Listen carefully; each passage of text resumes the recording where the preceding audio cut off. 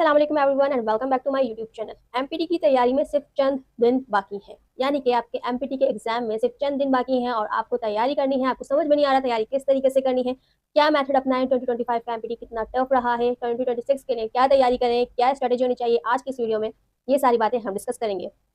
तो welcome back to my YouTube channel and here is your host Tooba Sheikh.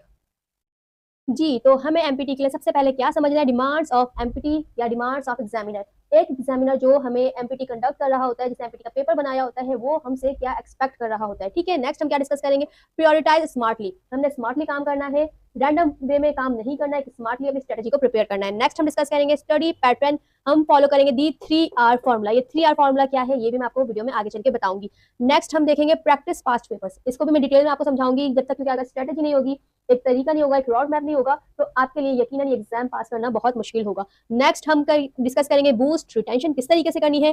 Current affairs का एक capsule हमें खाना है और जल्दी से बहुत अच्छा से हमने करंट अफेयर्स को अपना तैयार करना है। ठीक है, नेक्स्ट है स्टे मेंटली फ्रेश। जब तक आपका दिमाग सही तरीके से फ्रेश नहीं होगा, आप अपने आप को रेडी नहीं करेंगे एग्जाम में अपेयर होने के लिए, तो आपके लिए मुश्किल का सामना होगा।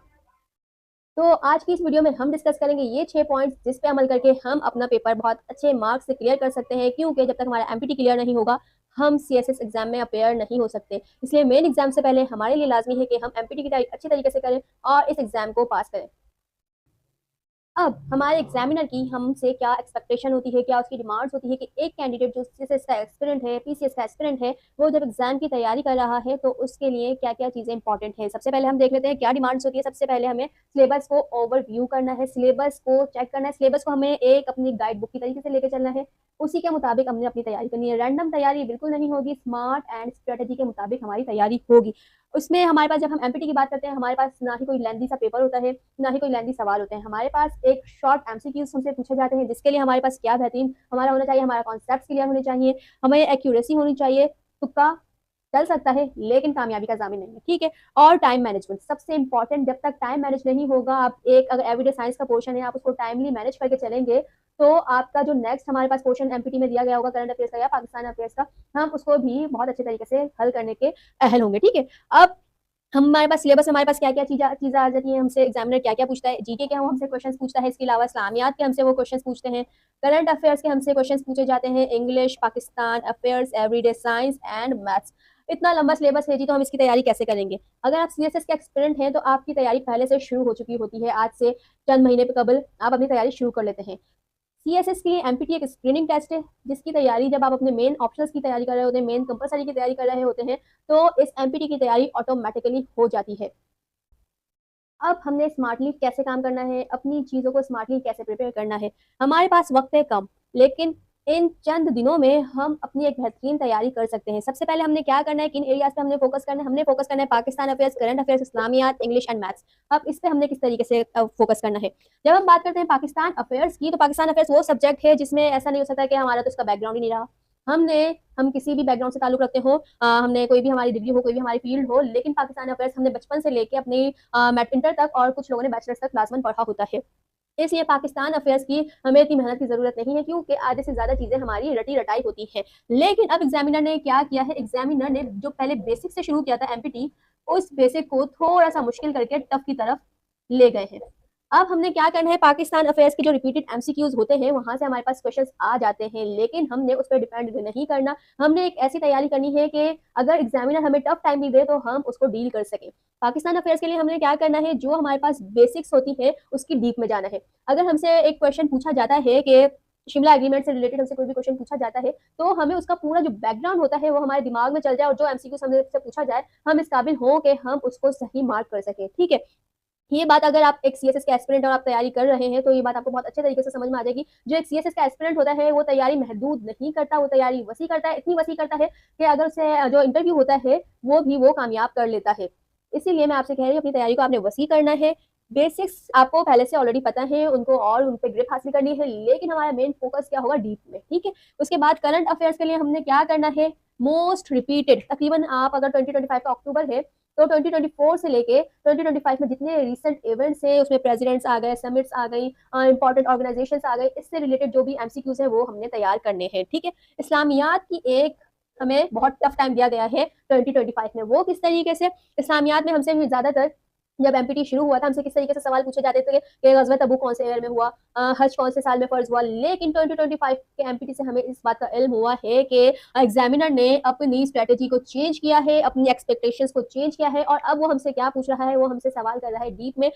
फॉर एग्जाम्पल हमसे सवाल कर रहा है कि ग़ज़वा तबूक में आप सल्लल्लाहु अलैहि वसल्लम की कौन सी सहाबज़ादी का इंतकाल हुआ। इस तरीके के सवाल जो हम इस्लामियत हम शुरू से सरसरी सा पढ़ते आते हैं, ये वो चीज़ें जो डिटेल में है और अगर आप अपनी तैयारी बहुत अच्छे तरीके से कर रहे हैं तो आप इसको सॉल्व करने के अहल होंगे। फिर से मैं बता दूं, तैयारी सरसरी नहीं करनी, तैयारी आपने डीप में करनी है। इसको जैसे आप अपने मेन एग्जाम को लेते हैं, सीएसएस एमपीटी को भी आपको उसी तरीके से लेना है या शायद उससे ज्यादा अहमियत देनी है, क्योंकि जब तक ये एग्जाम पास नहीं होगा, आपकी सीएसएस की कितनी ही अच्छी तैयारी क्यों ना हो, आप उसमें अपियर नहीं हो सकते। ठीक है, इंग्लिश में भी हम देख सकते हैं एग्जामिनर ने क्या किया है। एग्जामिनर ने अपने स्ट्रेटेजी को एक बार फिर चेंज किया है और पहले जो वो हमसे बेसिक चीजें पूछते थे उसको उन्होंने लेंथी क्वेश्चंस में तब्दील कर दिया है।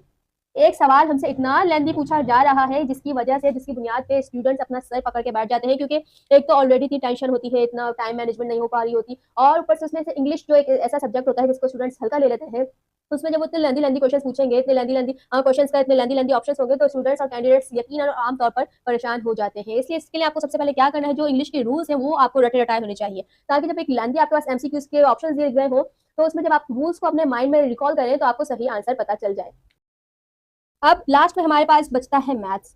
मैथ्स में कहती हूँ वो चीज़ है, अगर आप मैथ्स में चीता हैं तो आप तकरीबन मैथ्स के 10 से 15 मार्क्स गेन कर सकते हैं, जो आपके कामयाबी के लिए, आपके पास होने के लिए बहुत अहमियत रखते हैं। ठीक है, मैथ्स के लिए भी अगेन हमने वो ही ट्रिक को फॉलो करना है, बेसिक हमें फॉर्मूलाज उसके पता हो, ताकि अगर एग्जामिनर हमें घुमाने की कोशिश भी करे तो हम उस तरीके से घूम जाए जिस तरीके से एग्जामिनर हमें घुमाना चाह रहा है। अब बात कर लेते हैं कि हमारा स्टडी पैटर्न क्या होना चाहिए एमपीटी को अच्छे नंबर से पास करने के लिए। तो मैंने जैसा कि आपको इससे वीडियो में पहले डिस्कस किया कि हमारे पास होना चाहिए 3R फॉर्मूला। ये 3R फॉर्मूला क्या है, इसको समझ लेते हैं।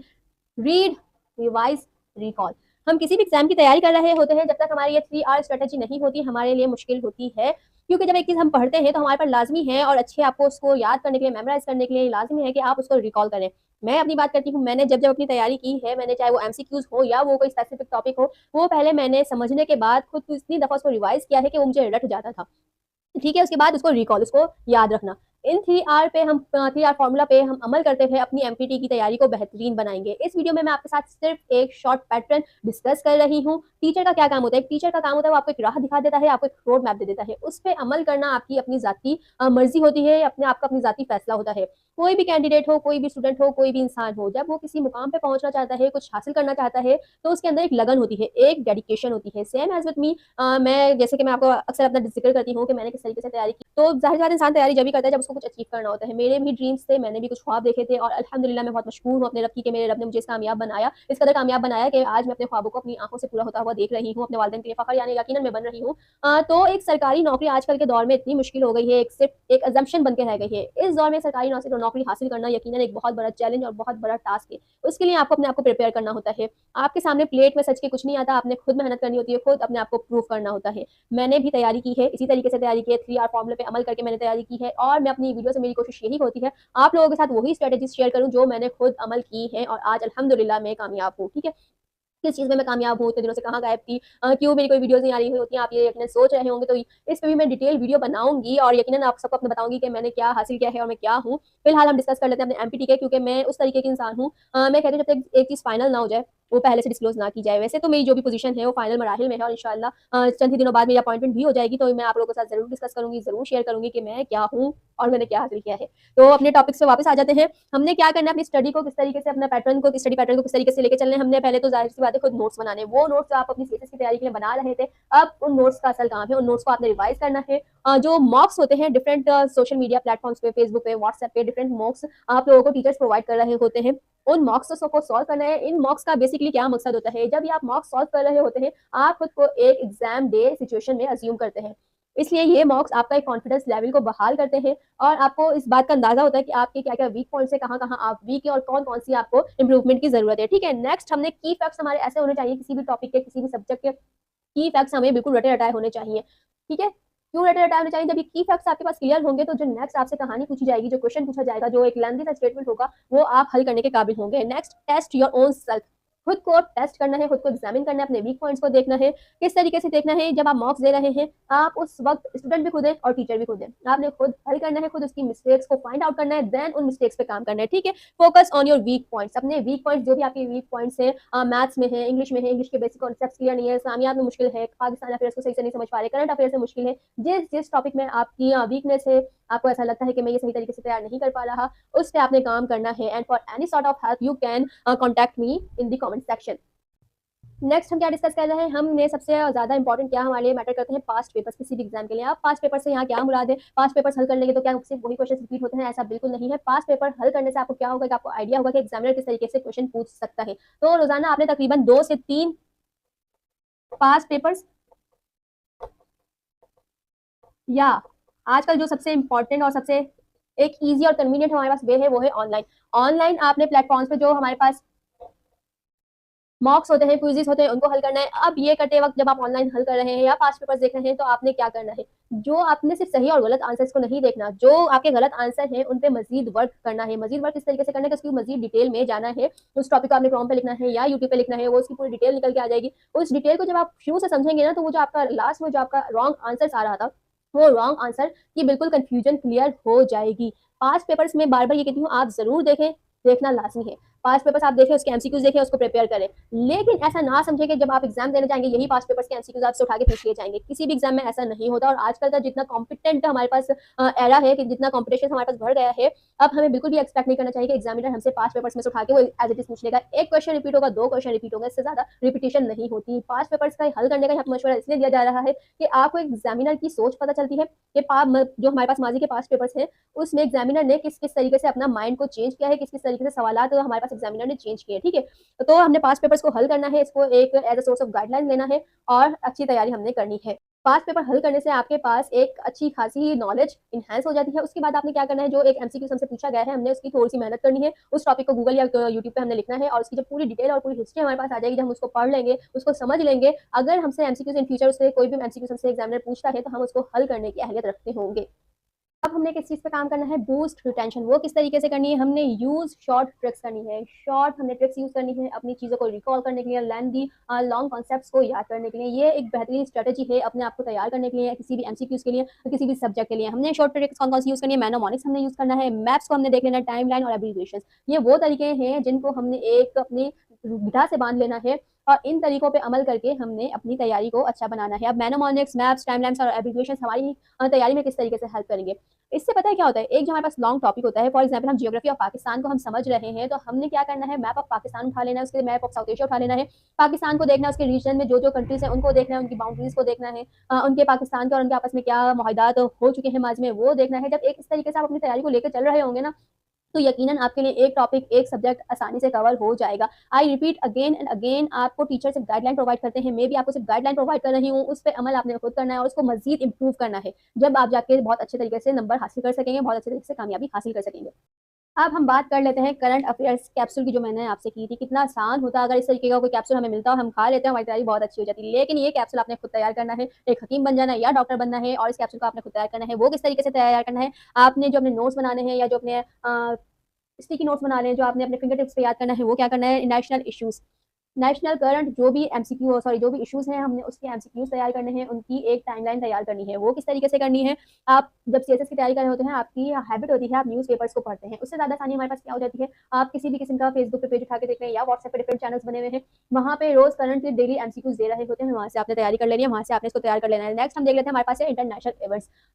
जब सीएसएस की बात करते हैं, तो इंटरनेशनल और नेशनल दोनों हमारे पास टॉपिक्स बहुत अहमियत के हामिल होते हैं, क्योंकि इन्हीं दोनों टॉपिक्स में मिल के हमारे पास ज़्यादातर एमसीक्यूज मुश्तमिल होते हैं। नेक्स्ट हमने इंपॉर्टेंट पर्सनालिटीज एंड ऑर्गेनाइजेशंस, जो माजी के अरसे में तकरीबन आप एक ईयर का अरसा ले लें, 2024 से लेकर 2025 तक की जो भी हमारे पास इंपॉर्टेंट पर्सनालिटीज गुजरी हैं, उनसे रिलेटेड जो भी ऐसी न्यूज़, ऐसा टॉपिक जो आपकी न्यूज़ में, मीडिया में हाईलाइट रहा हो, उसको आपने देख लेना है। उसके अलावा डेट्स एंड एग्रीमेंट्स, इस तमाम अरसे के दौरान जो जो इंपॉर्टेंट डेट्स रही हैं, जो जो एग्रीमेंट्स हुए हैं, उनको आपने याद कर लेना, उनके की पॉइंट्स आपने समझ लेने, उनकी डेट्स आपने समझ लेनी है।